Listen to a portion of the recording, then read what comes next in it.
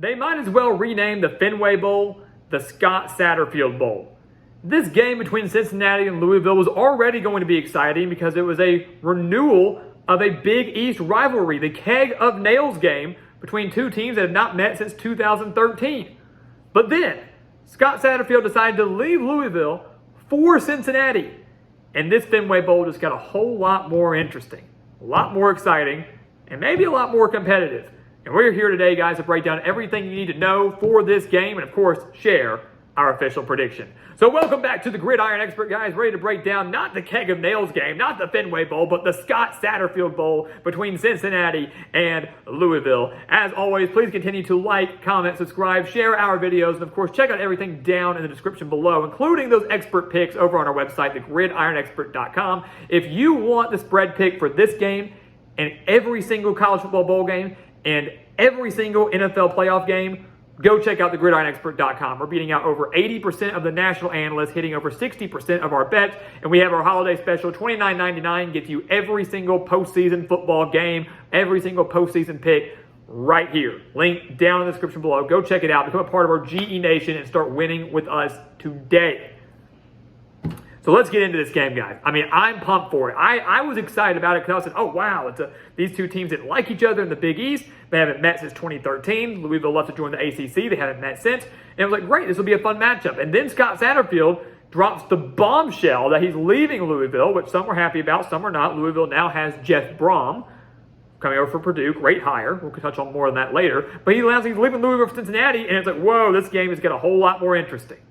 So if it wasn't enough already, it just got a lot more interesting. So who's going to pull this one out? Louisville going to take down Cincinnati? They're going to be angry for Satterfield leaving? Or is Cincinnati going to be like, hey, you know what? We're ready to beat our rival. We got your coach now. We're ready to take you down. This is going to be fun to watch. We're going to break it down for you today. Cincinnati, guys, offensively has been pretty solid so far this season. 31.1 points per game for the Bearcats, 256 through the air, 137 on the ground. They are clearly going to rely more than likely on Evan Prater in this game. As of this video, we expect the majority of these starters to be playing in this Fenway Bowl. We don't really haven't seen too many players opt out at the timing of this video. Evan Prater should be the quarterback in this one. He only has 51 pass attempts this season. He went 10 for 26 in the season finale against Tulane for 102 yards and 1 interception. But he did have 83 rushing yards. And that's the thing with Prater. He's still young. He's still trying to figure out his passing game, but he can run, and he is elusive. The running back, Charles McClellan, will be key for Cincinnati in this one. He leads the team with 834 rushing yards, 7 touchdowns on the year. Tyler Scott leads the way at wide receiver with 899 reception yards and 9 touchdowns. But again, the passing game remains a bit of a concern. The passing game is still a slight concern. Will Evan Prater find his footing? Will he be able to get the ball through the air, or will Cincinnati still rely on the ground game and Prater's ability to scramble? Ben Bryant's not coming back. That's going to be the million-dollar question here. What can Prater do in this game? Louisville still has some questions of their own. Will Malik Cunningham play?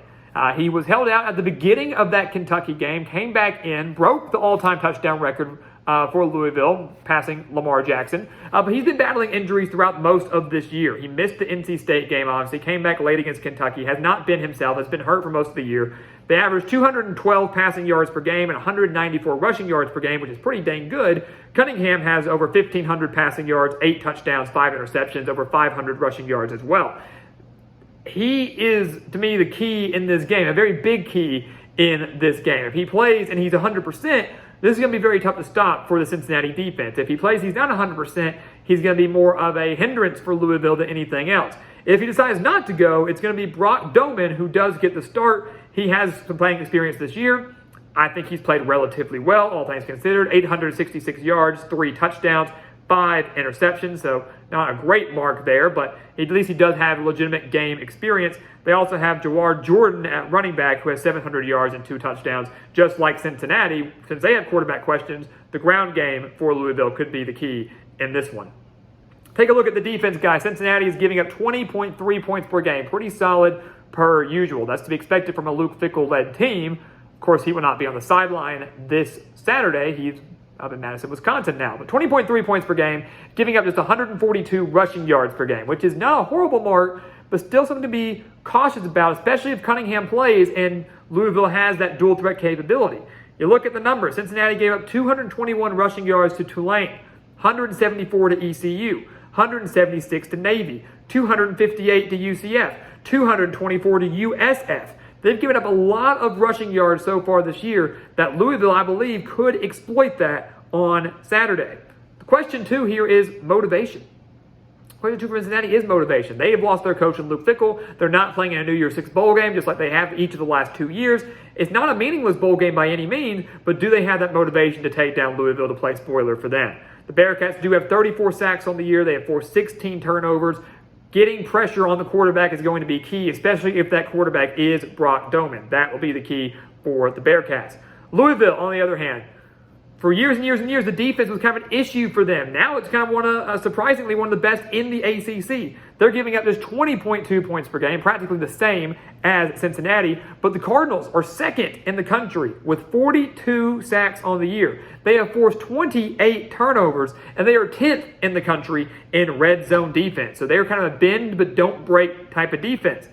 And in a game like this, if Cincinnati gets inside the red zone and Louisville is able to either not allow them to score or holds them to field goals, that could ultimately be the difference between a win and a loss. Number 10 in the country in red zone defense.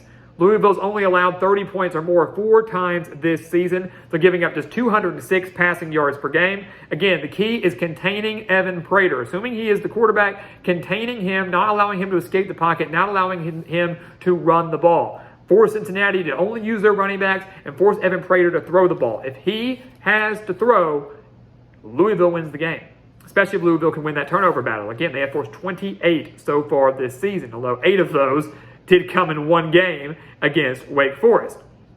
So what is going to happen in this game, guys? Fenway Park, Keg of Nails game, again, made this thing intriguing. That is still at play. That's kind of like a secondary storyline now, but it's still at play, still important. First meeting between Cincinnati and Louisville since 2013. We're both members of the Big East. But obviously the Scott Satterfield effect makes this game more interesting, makes it more exciting, and it's going to be the storyline that is repeated over and over and over again all the way up until that bowl game and obviously all the way throughout the bowl game as well. For me, this was a very, very tough game to pick. I mean, I do feel like the motivation is there for both teams. On paper, both these teams look very even to me, but ultimately, I'm going to go with the Cardinals.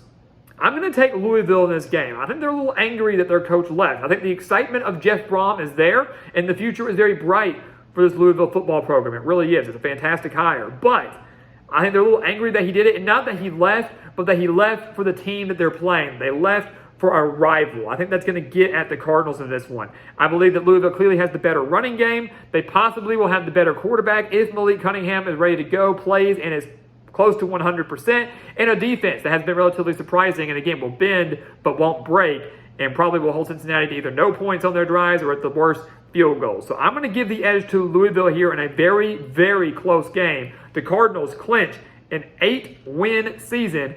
And when the final horn sounds on Saturday, the Jeff Brom era will begin for the Cardinals.